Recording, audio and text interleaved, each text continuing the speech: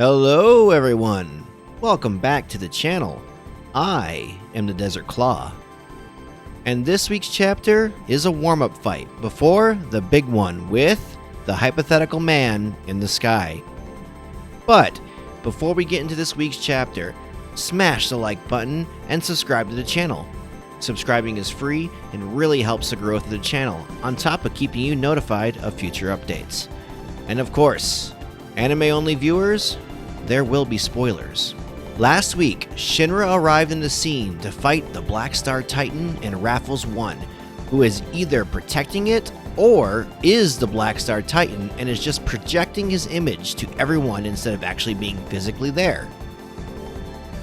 The 8th also shows up to help with the local infernal problem, but members of the 2nd push back as they still think they are traitors.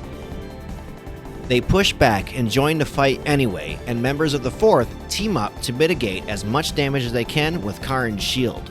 The giant Black Star Titan once again fires a devastating blast. It's hard to make out if it's the Raffles avatar blasting people or if it's mainly coming from the Black Star Titan, but in these panels we see the top of the Titan fire the blast. Shinra was about to fight big bad boy Raffles, but was interrupted by one of the most annoying members of the White Clad, Faerie. Shinra's abilities are not a good matchup against Faerie. He can control gravity, and he basically throws Shinra around like a pinball in a pinball machine. Every time Shinra would get control, Faerie would just mess him up again. Faerie knows that Shinra can light speed him into oblivion, so the only way to counter this is to not allow Shinra any time to use it. At the last minute, little brother Sho arrives and is now going to join the fight. His ability are a much better matchup to Faerie, as controlling gravity is not going to affect someone who can stop time. But the bad part is, this is exactly what Faerie wanted. He was trying to pull in all the players, and now all chess pieces are on the board. The Miracle Boys versus the Black Star Titan and the symbol of the Holy Soul religion. The White Clad are banking on both boys losing and the public falling into complete despair.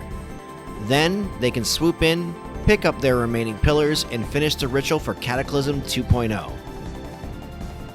Now in my Doppelgangers video, I theorized that characters like Faerie and Dragon are directly from Adola, but they may not be a doppelganger of any living being.